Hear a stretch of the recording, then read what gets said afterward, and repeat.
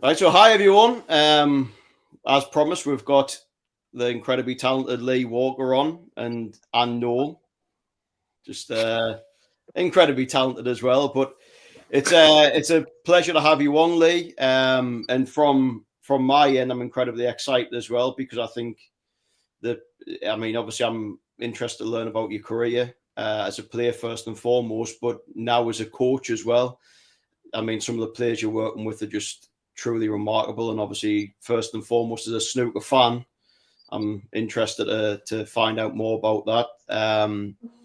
So, I mean, we'll just get straight in. I think, obviously, from my end, it would be good to sort of find out how you got into snooker in the first place as a player, and a bit about your career and how you just sort of ended up on your journey to where you are now. Yeah, well, I started playing. So I started playing pool first, and my dad took me up to the local pub. I think is the team that he played for at the time. They were short of players, so I started playing for those, and then that kind of went on. My brother used to play a little bit of snooker, so he was the first one that taught me how to play.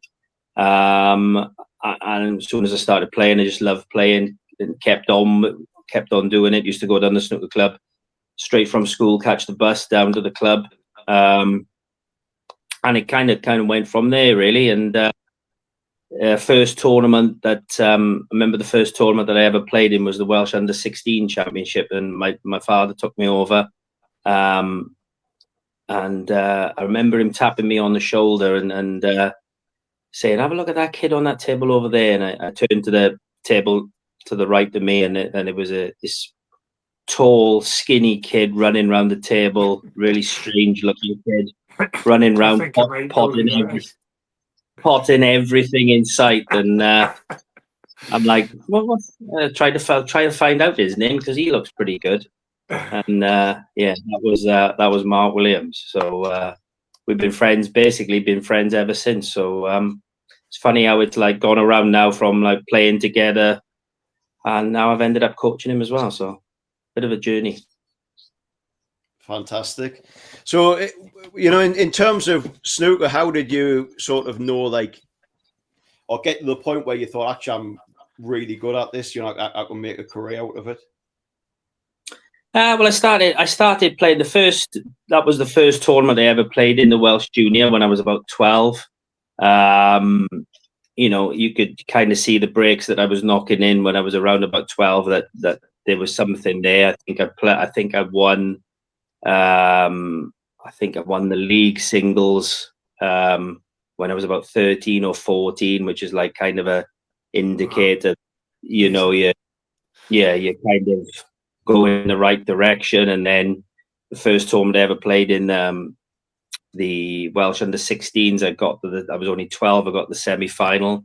Not quite kind of like it is now. They have lots of junior tournaments now. We only had kind of one Under-16 tournament every year. That was kind of it. But made my first century when I was 14. So there's boys making century breaks a lot younger than that now. But like around about that time, if you were making centuries around about that age, you knew that there was a possibility that you could have a future playing snooker. Yeah, and so back when you first joined the tour, what was it like then? Because obviously it was, I'm guessing, a lot different to what it's like now. Now there's a lot of events and a lot of opportunities. I'm guessing it was a bit different back when you first came onto the tour. Yeah, I mean, when I was actually one of the ones that at the time there was no qualifying system. You paid £2,000, and you took your chances. I mean, that's how obviously the class of '92, they turned pro a year before me. They did exactly the same. They paid their £2,000, so you kind of had all standards of players. There was players that were chancing their arm that could afford to do it. I think there was one guy who played there, can't remember his name, but I'm not sure he ever won a frame. So you kind of had, you kind of had all kinds of standards of players, from players like that to up to Ronnie O'Sullivan, I think, who I think won something ridiculous like his first 78 matches or 74 matches that he played or something. Yeah. And that would have been at Prestatyn and stuff as well, eh? No, that would have been in Blackpool in the Norbreck Castle. Right. So basically, first 2 years as a pro, I didn't do that well. And then third year, then I started to make a bit of inroads into it. And I remember going to you'd go to the qualifiers because there were so many pros at that time. I think there was about 500 pros. And you'd started, obviously, if you were first year, you'd start in round 1 and you'd probably have to win. I think it was something like 7 or 8 matches to get to the likes of Stephen Hendry. That would have been the number 1 at that time. And I was in each tournament. I mean, there was probably only about 8 to 10 tournaments then at that time, but it would still mean that you would go to Blackpool. And the third year I went, I actually started to win a few games. I was actually in Blackpool for 9 weeks. Didn't come home, just playing qualifying matches. So it was, long time. But third year, I did make a little bit. I had a very good amateur career, and a junior. Turned pro when I was 18, and then when I was 21, then I reached the quarterfinal of the World Championship, which was 97. Yeah, 97. Yeah. Long time ago. That was, unfortunately, that turned out as it was then, probably to be the highlight basically of my playing career. Unfortunately, it was the first tournament I ever qualified for. I qualified for the Crucible a couple of other occasions. Got to the last 16 in 2004 as well. But that was probably, kind of expected then to kind of kick on and definitely make a top 32 player. Top 16 might have been out of my reach, but certainly top 32 player was well within my reach. And unfortunately, kind of as I think most players, I don't think there's that many players that will actually finish their career and go, do you know what, I've achieved everything that I thought I could achieve. So, and I'm certainly one of those who was, quite disappointed with how my career went. Certainly wasn't for the lack of trying. As you will know, Noel, the way I used to practice, I used to put the hours in. I just wish I'd maybe met you 20 years ago. Oh, gosh, yeah, I know. Me too. I mean, there's an interesting sort of question for me, I suppose, on that one, because it's something that you're exactly right. I think most players will end their career. I think even if you look at Ronnie and Hendry and stuff, they I'm guessing sit and think, I could have had more world championships. I could have done this. Every player, because of how brutal it is, will think I could have done more. But in terms of you sort of becoming to that next level, what do you think it was that held you back? What do you think was the reasons that you didn't sort of take that next step and sort of become a top 32, top 16 player? It was definitely the mental side of the game, without any shadow of a doubt. When I was 21, the confidence that I had in myself, there was absolutely no doubt in my mind that I was gonna win tournaments. I was going to be a top 16 player, and when I kind of got to the quarterfinal of the World Championship, that only kind of enhanced that. I've never been one to get carried away with things or anything else, but I certainly had the confidence that I was going to go on and do good things. And kind of then, as the years went on, and then you have those chances, kind of last 16s of tournaments, and the chances are there for me to take it, and I wasn't taking it, and then I was watching other players that were, my kind of, you had the class of 92, but also like when I turned pro, it was Matthew Stevens, Graham Dott, Ken. kind of, what's that? And Ken as well, eh? No, he's a little bit older than me. Is he? Yeah, he's a little bit older than me. Yeah. But certainly those players, they were starting to have those chances. They were starting to take them to get to like the latter stages, semi-finals, finals, and of course they both went on to win. Dottie won the World Championship, Matthew won the Masters in the UK. So, both done extremely well. And I was kind of sort of in my late 20s then as someone like, this is never going to happen for me now. And kind of couldn't get out of that mindset, no matter how well that I was playing. I kind of always expected it to go wrong. And if you kind of think like that, if you expect it to go wrong, eventually it will. And that's what kept happening. And do you know when you sort of you talk about that? I mean, it's not, I'm guessing, an easy question to answer. When you say mindset, was it when in games, was it key moments where you would doubt yourself, or was it like tension in the cue arm, like nerves and missing balls that you shouldn't have been, or was it sort of your preparation going into the game in terms of doubting yourself and thinking that you couldn't win? What was it specifically about your mindset that affected the performance? It was kind of the practice that I used to put in and the way I used to prepare used to be really good, but unfortunately the mindset and the nerves and everything else, I can remember going and playing. My dad built me a snooker room, an extension on the house, at a table in my dad's house. I would be in there 7-8 hours every day, and I can remember going to play the Scottish Open, and I had another Welsh player by the name of Tony Chappell. Tony was a great player, but at that time, kind of Tony was getting on in years and was kind of going down the rankings a little bit. And I can remember practicing that like for 2 weeks before it and not missing anything. And my dad was coming with me. My two uncles used to go. And they I was playing and I was practicing on my own, and I play all day long. I'd hardly miss anything. And I can remember getting into the game, having 4 chances in the first frame. Obviously a little bit of nerves or whatever else, missing the 4 chances. And after 1 frame, I'm completely and utterly gone, and I've not missed anything for 2 weeks. Really confident that I'm going to win this game. I ended up losing 5-1, I think it was.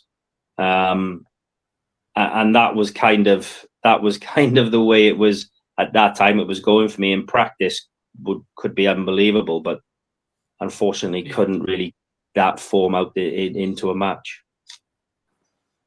And it seems to be, like quite common. I think I'm a, sort of a big advocate. I think that's with a lot of players, especially if you look on the main tour now, every player can play.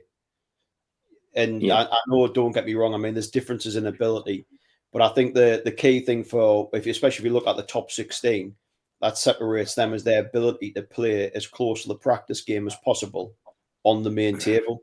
And that's what separates them. Then beyond it, there's other players further down that just seem to not be able to produce that performance under pressure.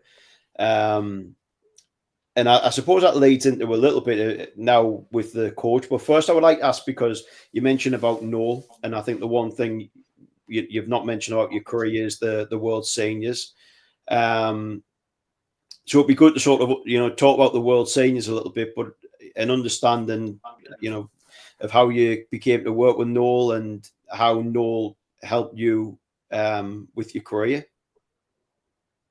Yeah, well, I'd known for quite a while that like the mental side of the game was a bit of my problem.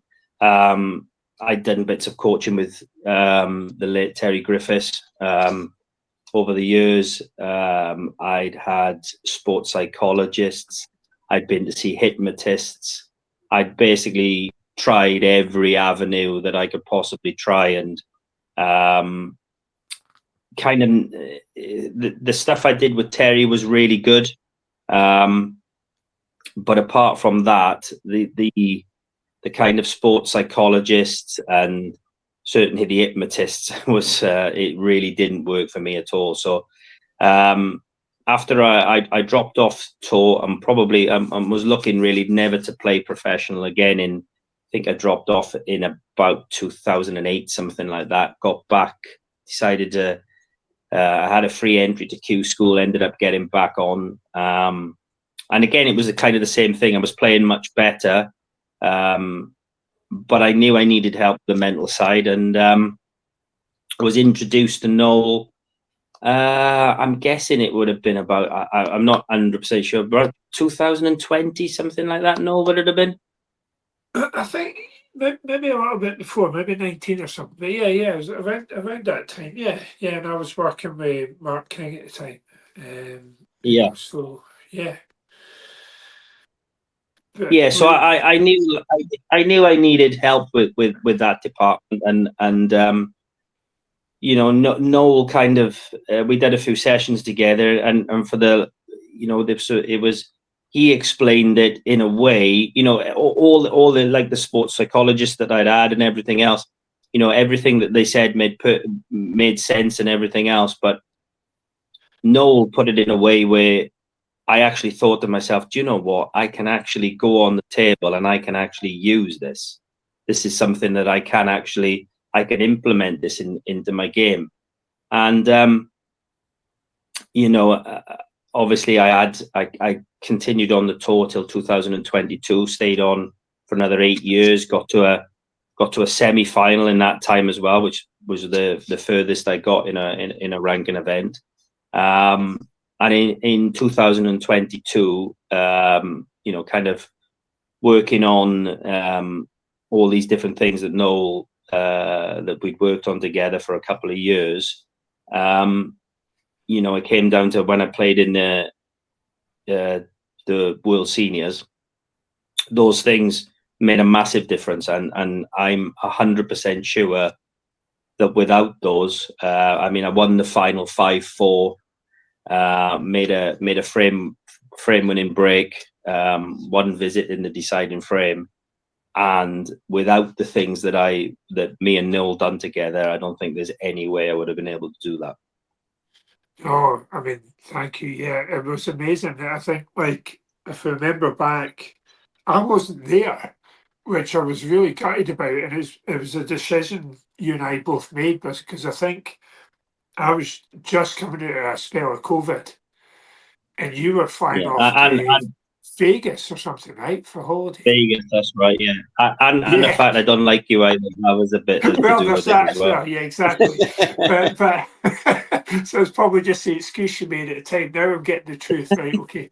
But it's really like we were just like, even saying, look, this holiday's cost a fortune, I swear to God. Because at the time, like, we used to get tests for COVID before you could fly. It's like, if I test positive, because I've seen you, I'm not going to be happy. So anyway, so I stayed at home. And also, I think during that final frame, it was Jimmy, right? We played in the final. Yeah. And you looked a lot calmer than I was. I was watching behind the couch. I was losing my mind. It was, and it's twice now I've had to do that. Watch, obviously, stand in the world final as well, and obviously that was in Australia, so obviously a bit more understanding. I wasn't there, but I'm looking forward to the day comes I'm able to sit in on these finals, and it'll be good. But no, you did great, and we're texting at the interval, and you were running about backstage trying to find some chocolate to throw in your gob because it was quite late at night, you were on that path, struggling a bit, with tired and stuff, but yeah, like, we got over the line. It was amazing. But I think like it's for you, it's more just about it's probably the most common fault, isn't it? Like, players struggling to replicate what they do in practice. And it's just like, you were very kind of making the event a special thing, rather than we're just going there to play, and we'll do our best. And if we win, great. And if we don't, shake the other guy's hand. And I think, the food intake made a big step for you as well, I think, eh? Yeah. I'm still like using bits of that now with actually to Mark Williams. We did Henry's Q-Tips channel the other day, and you owe me a drink because we actually mentioned your name. Again. Just wondering. He never. Yeah, he say you owe me a drink, but he's typical Scottish because he doesn't have a budget. But yeah, I mean, definitely, I would, if I was playing a match in the afternoon, I would basically not eat hardly anything. Might have a little bit of breakfast, but that would kind of be it. And, I could feel myself. Actually didn't really know what it was, just basically put it down to nerves, but it was obviously my sugar levels dropping towards the end of games where my performance actually suffered from it. And a similar thing was happening to Mark Williams a couple of years ago. And Noel would be very happy to see, at the interval he's always munching on something, trying to get a little bit of, and even eating bananas during frames. If it goes to a deciding frame, he'll pop out and he'll have if he goes to the toilet, he'll pop out and have half a banana as well. So, he's definitely, he's changed a lot. And if you listen to the Q tips, he actually says that it's definitely won in matches. So. Wow, I mean, that's great. I mean, obviously, like what, we got in touch and asked me to do, because Mr. Williams being who he is maybe, how can we put it, he's very challenging different to coach, maybe sometimes. It's a bit different, yeah. But yeah, so obviously he asked me to put a video together for him, and obviously knowing a bit as I do, Mark, I knew it had to be like really short.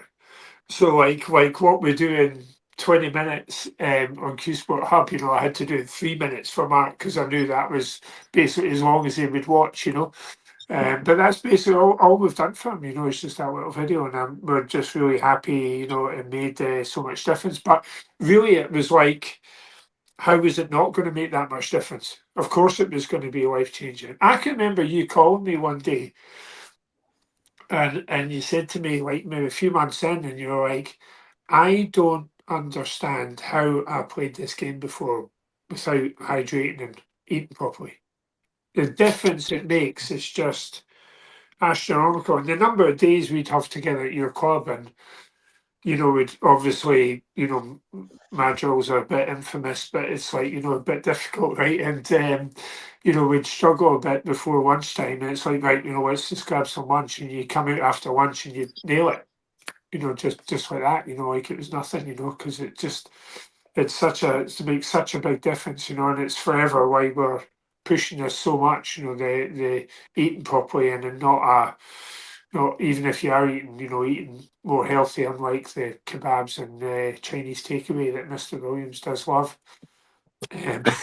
Yeah, unfortunately, you're never going to stop him on that, so there's no chance of that. But if we can, everything in moderation, eh? Yeah, exactly. Exactly. And Willow someday, I can't think of a player I respect more, and he's just like probably the two examples I use most when I'm coaching players is dogs, as you know, right? And but also Mark Williams, because he is really like he needs no help from me in his mindset. His mindset to me is incredible. I mean, he's just like he's so calm and in the moment, and just and when he's performing well, I mean, it's amazing. Like he's just got such a great take on the game. What's the worst that's going to happen? I'm going to lose. Yeah. So what? I can remember, I'm saying before, like I think he lost a session.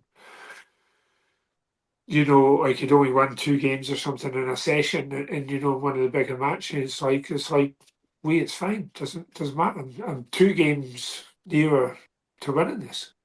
Not that I've lost all the other games. It's like I'm two games nearer. Always seeing the positive, and I think it's just it's such an inspiration. That was actually when we were actually kids. We were. He was playing Peter Ebden in the final of the Pontins Pro-Am, which was like quite a big tournament then. and Ebden would have been like the established professional, and Mark was only 16 years of age, and Mark was 3-0 in front, and they played it. I think they played. It was either first to 6 or first to 7. Well, they played 6 frames in the afternoon, and then they came back at night to finish. And Mark went 3-0 up, and Ebden got it back to 3-3. And we were sharing a room at the time, and he came off the table, and I said, that would have been, unlucky. It would have been great, if it could have been 4-2 up there, or And he just looked at me and he said, "What are you talking about?" He said, "I'm 3 frames closer to winning them when I started." That's phenomenal. At the time, and we were only 16, and I looked at him as if he was from my. I said, "What are you talking about? Shut up!" But he went back out in the night and won the first 4 frames and won 7-3. And I think, to be honest, I think this is his mindset. For me, is his strongest attribute. I mean, and playing with husband since he was 16. I mean, I think he's just absolutely phenomenal, absolutely amazing, and hands down, like just a really, really funny guy. But I remember we were talking about the bar one night, and he's just like, I'd just been like during COVID at WST events, the rules were a bit. It was just mad, wasn't it? Remember, it was so strict, and basically, I'd been practically frog marched out of the arena because Mark King, who I was there with, had left the building, and therefore I should do too. I wasn't allowed in there myself, so I've just been frog marched outside in the winter. Anyway, he goes into the pub next door, and these two, Mark and Lee, are sat there. And I'm just telling them, like, it's just unbelievable. Like, I've just been like frog marched out the building, and we're always like sitting there listening. Quite right. Quite right. Even though it was like such a ridiculous thing, it's just hits that sarcasm just perfectly. So yeah, quite right. Sure, you should be. Yeah. Oh, well, Edge. So obviously, then obviously, I've become world seniors champion. Then you went into kind of coaching full time, and what an amazing success story that's been for you. Yeah, I kind of, after the like you said, after I won the seniors, I went to Vegas the next day, and I'd said to my wife 2 years previous, whatever you do, make sure you don't ever let me enter Q school again. To which she didn't, and I did play in Q school. So a couple of days after I came back from Vegas, I went to Q school. And I kind of knew when I was there, obviously I tried to win and everything else, but I could just tell that my heart wasn't in it anymore. And I didn't, and I don't think anybody enjoys Q school, but this was, I kind of knew that, like, yeah, this is a little bit different here. I'm not giving this 100% here. And I really, really do not want to be here at all. And for once in my life, I actually think I timed it quite right, because I said that I won't play in Q school again, and I'd been planning for the last few years before that my coaching was getting a little bit busier. I wasn't taking on any professional players because obviously I was still playing myself, and then I thought the time is right, to call it a day. I could see that the standard on the tour was going up a hell of a lot as well. Certainly, down around the 50s and 60s in the rankings. Some of the players there now are fantastic, and it was getting more difficult. And I just thought, yeah, the time is right now for me to call it a day and concentrate on the coaching. And touch wood, at the moment, it was definitely the right decision, because one thing that I am surprised about, that when I'm going to all these tournaments, apart from at the Crucible, there isn't one time that I've wanted to get my cue out and play. So wow. that is something that that's something that quite surprised about. But you know, I don't enjoy practicing anymore, and you know, I am still going to enter the odd. If I've got time, I will still enter the couple of seniors tournaments and things like that. But I'm literally now, I play now maybe 2 hours a week, if that. So, and I'm, you know, like I said, I'm going to all these tournaments and not wanting to get my cue out and play at all. So I think for once I have actually timed it right. Yeah, no, it's great. And obviously now, I mean, you know, you were very, very established kind of coach before, but now it's like watching. I'm so proud of you. Like what you've done over the last few years has just been amazing. Please fill us in the star-studded players that you're working with currently. Well, I've got, as I like to say, Mark Williams is down to like number 5 or 6 now on the list now. So, but no, I've got, you know, at the moment I'm working with Ronnie. I did a little bit of work with Mark Allen at the UK. Not sure if that's, you know, how far that's going to go, but enjoyed spending a little bit of time with him. I've worked with Jack Lisowski a little bit in the past. Obviously working with Liam Davies, who I've been with since he was 6 years of age. And I've done little bits with, you know, Reanne Evans as well. I've done little bits with Chris Totten on tour, Mark Davis. Right. Yeah, so it's you know, at the moment it's going really well. I'm really enjoying it. I've seen that the UK, and I suppose it leads in quite nicely to one of my questions I was going to ask anyway.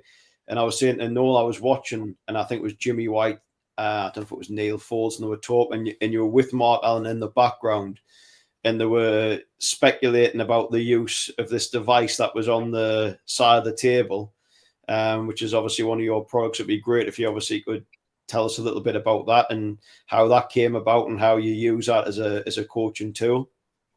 Do you mean this one? That's the one. I've used it. It's amazing.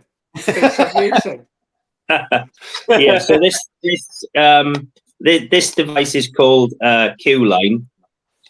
So around about 18 months ago, a guy rang me for coaching by the name of Alan Francis, and Alan is a guy who lives in Aberdeen, which is about 20 miles from me. And he came down and he had a coaching session, and we got talking, and he said, "Oh, you know, I used to do a little bit of coaching years ago, just nothing major, just in the local club to help players." And I kind of invented a tool that to help players line up and how they see the line and everything else. So I said, "Oh, right, okay." Well, I said, "Look, when next time you come down, you know, if you bring it down, we'll have a look at it." And he said, "Oh, I've actually got one in my bag." So he brought it out, and it was like it looked similar to this, but it was made out of wood and it had painted sides. And he put it on the table and he explained to me how it worked. And, you know, as soon as I looked at it, I thought, you know, this is actually very, very good. And kind of said to him, you know, if I show this to Mark Williams, myself and Mark have a website where we sell all his products on and different things. And I said, you know, if Mark likes it, would you be interested in us kind of making it and then trying to sell them? And obviously me using it in my coaching. He said, yeah, no problem, carry on with that. And so that's kind of how it started. And, you know, I think we've sold about, we only launched it in, I think we launched it at the World Championship. And I think we've sold about 1,500 of them already, I think. Fantastic. So it's going really well. You know, it's the feedback from the coaches that I've given it to has been very positive. I done the World Snooker seminar the other day and did a little talk there. And there was about 30 coaches there. and I actually took these cue lines with me and actually give them out to whoever wanted one for free. So, and I think everybody, quite a few coaches have contacted me and said that they use it now every day in their coaching. I think Nigel Bond, who's currently coaching in Ronnie's academy in Saudi Arabia, he kind of uses it on a daily basis. So yeah, it's going really good. It's a really good little, easy to use, and it's a really good tool for anyone looking to improve their game. Yeah, and I can back up that it works because I was using it a bit at your club, and then I stayed back and I did a bit of practice, and after using that tool, I got my highest break at your club of 9. 9. So 9. It was a good 9. It was a good 9, Yeah. and it's really helped. It's really helped my game like profoundly. Obviously, you've got that plaque up on the wall that I made my 9 there and stuff, haven't you? Right next to your stuff. Well, if anybody who doesn't know, who's seen Noel play before, will know what a brilliant this now is, because if you can get Noel to make 9, this must be unbelievable. Exactly. It was a good 9.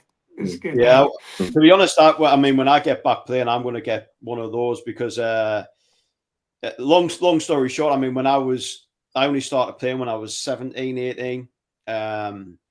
And I went through a spell where I was practicing a lot every week and trying to get better. And I just got to a point where I was missing the same shots. And I was in the club one day, and this bloke, he was 70s or so, and he'd made many centuries, big break builder, when he was younger, could still play a bit now. And he came over and was like, how are you getting on? And I went, I'm just sick. I said, I'm putting, all these hours in. I said, but, I don't feel like I'm getting better. And I've never had any coaching or anything. And he just sort of said, like, what shots are you struggling with? I said, well, on the left-hand side of the table, like when I'm high on a black, I tend to be sort of overcutting it. And when I'm on the other side, I'm hitting it thick. And he just said, line up, how you appear the shot. On the left-hand side, he went, so you mean to be putting loads of left-hand side on this? I went, no, I'm hitting centre ball. He said, you're not. He went and he got his mate to come over and he went, where's he hitting here? He went, left-hand side. And that was the first I'd ever known. I'd been playing for a few years, putting loads of practice in. And then when I mentioned it to my friend who I play with a lot, he went, oh, yeah, I just thought that's how you want to play it. And in the end, it was about like eye dominance, which is quite common now, isn't it? You see a lot of players queuing to one side. And this was a revelation to me. But then it was a big challenge because then I went from practicing the way I'd always practiced down the middle, which was obviously wrong for me, to then having to move the cue to one side. And it was like learning to play the game again. And I think something like that would be perfect because I'm guessing a lot of players don't actually strike true at the middle of the ball. And it was completely different. Yeah, I mean, lots of, most people think that all the top players are, perfect in everything that they do. And they're not. What they do have is, lots of people think that they're actually in the center of the cue ball. They could be a little bit to the left, a little bit to the right. They think they line up correctly, where actually they're not lining up on certain shots that great. But what they do have is an unbelievable ability to still get the ball in the pocket, whatever they do. If you look at Judd Trump, I mean, his cue, when he starts off, his cue is not on the line of any shot he plays. Yet when he finishes, it's absolutely bang on that line. Yeah. So yeah, it's, there are lots of different ways to play the game. You'd probably say at the moment that Trump is probably at this moment in time, if not the best player in the world, he's certainly in the top 2 or 3. That's for sure. And he does it his own way. So you don't have to do it. There's kind of like no right or wrong way to do it in this game. I don't think. It's all different things work for different people. But if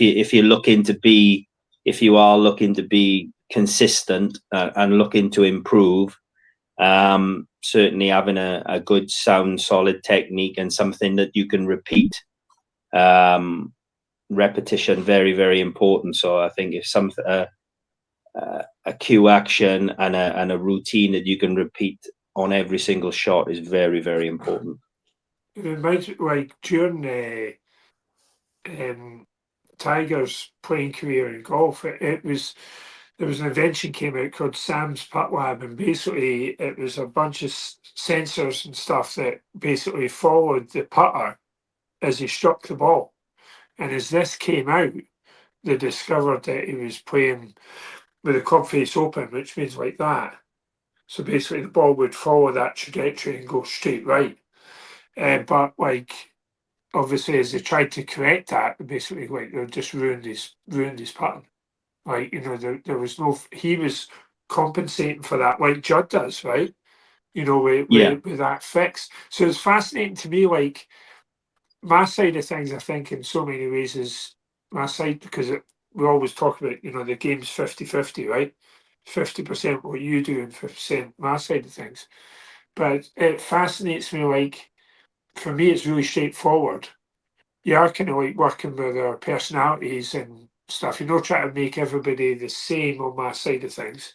You're working with their personalities. But for you, how do you know what absolutely has to get fixed, and how do you know what's technically a flaw, but they're managing it like Judd is? Like, how do you make those decisions?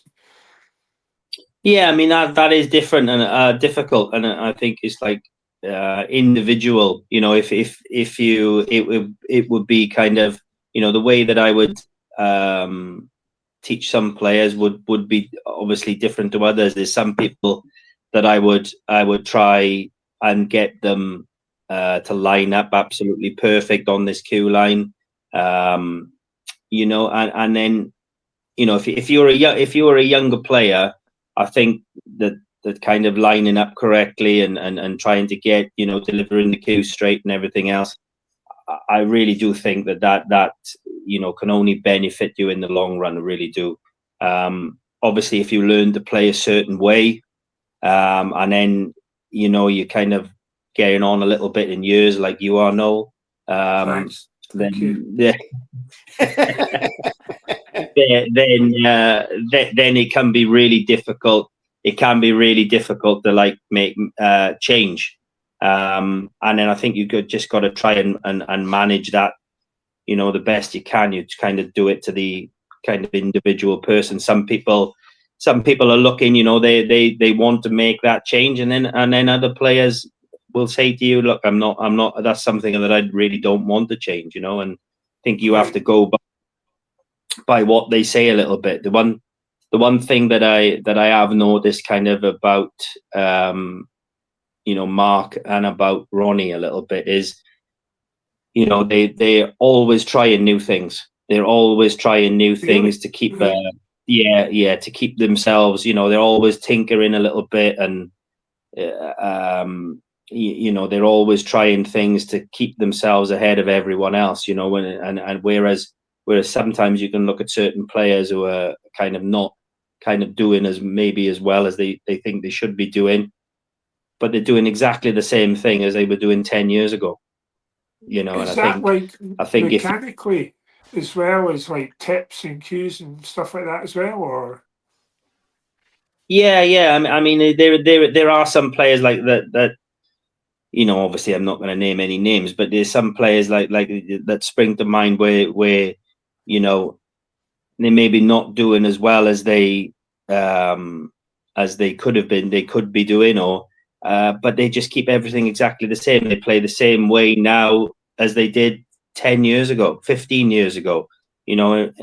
And so, you know, trying to do things exactly the same and then expect your results to change is something, usually, you know, you do the same things, you're going to get the same results 9 times out of 10. You know, you've got to try, you know, the one thing that you know, I have seen with Mark and with Ronnie, they're not afraid to try something else, you know. And just to try and get that edge. They're always looking for something, and I think that's why they've stayed at the top for so long.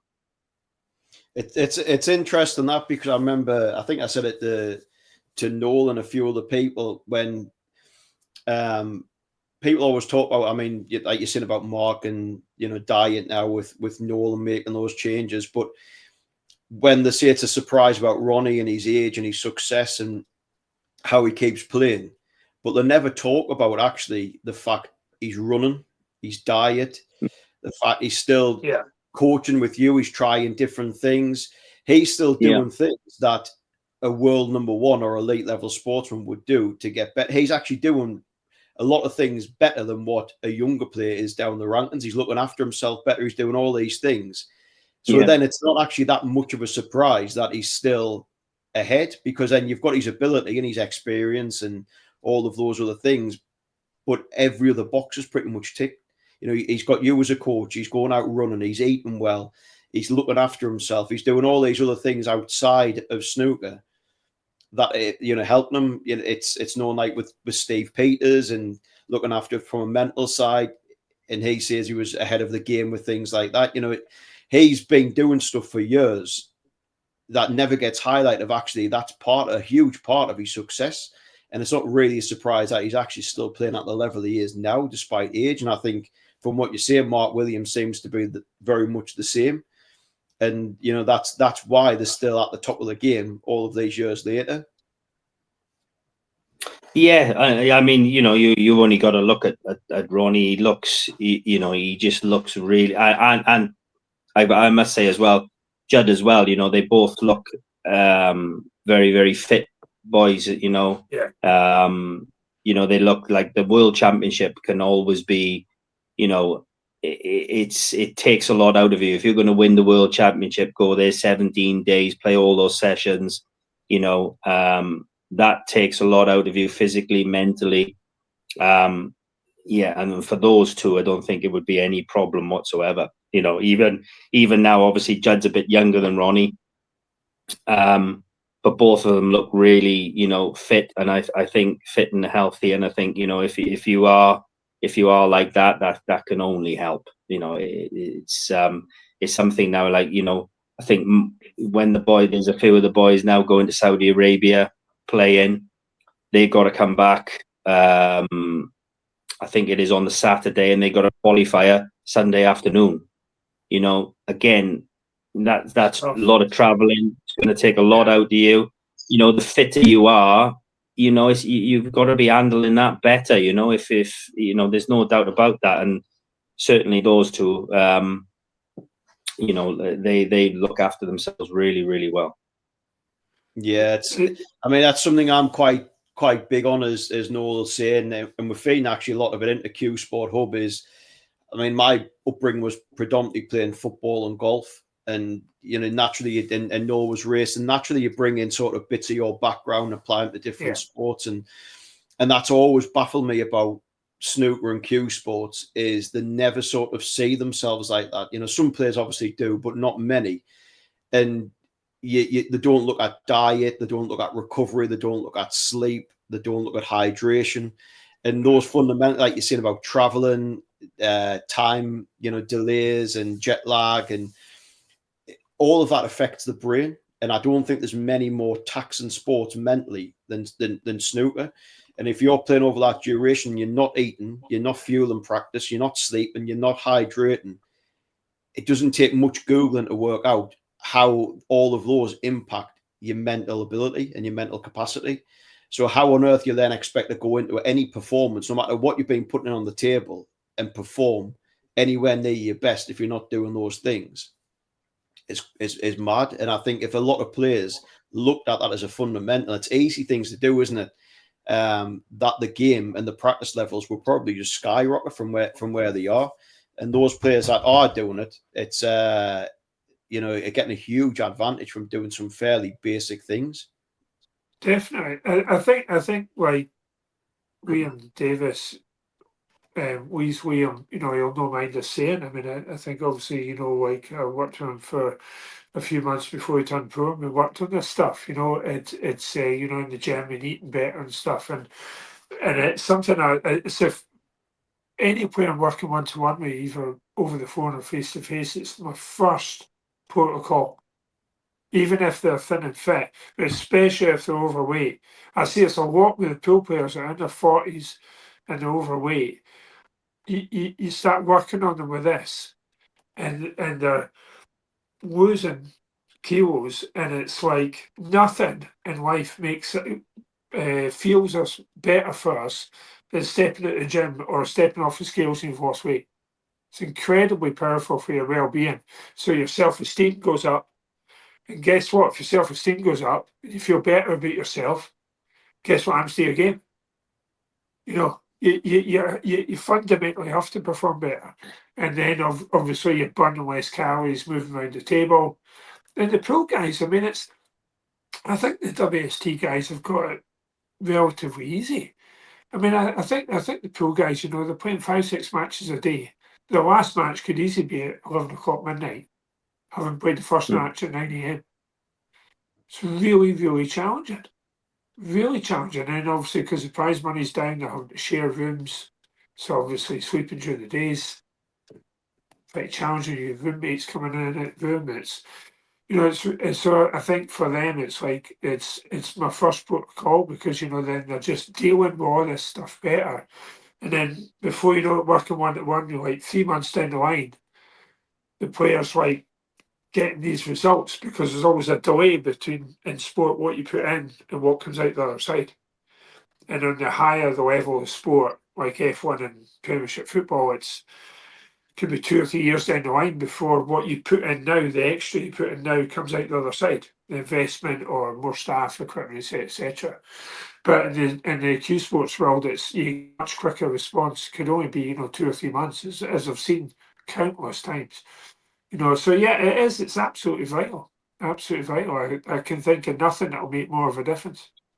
Well, it's strange. I mean, you look at, say, like David Brailsford, and you're looking at that 1%, and you go to cycling, don't you? And with you, from the racing background, looking at the weight of things, and really when everything's coming down to like less than a second, split seconds, of looking at the weight of bike seats and, you know, the aerodynamics to try and gain marginal seconds.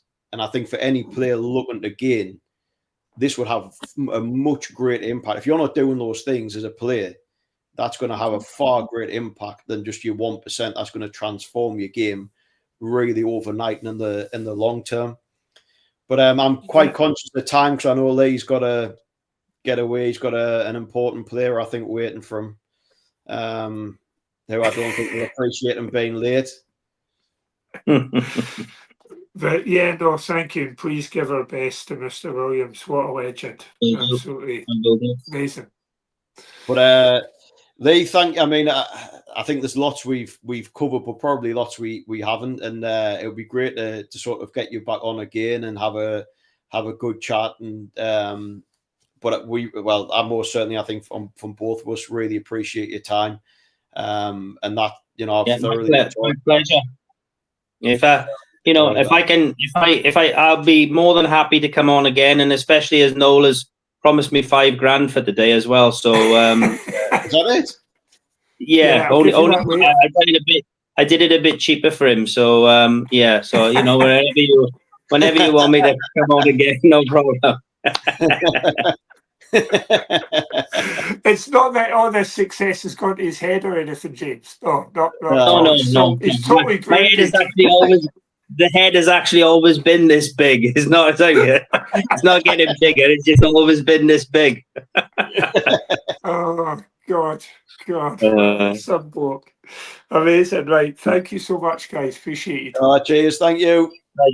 Pleasure. See you all soon. See ya. See ya.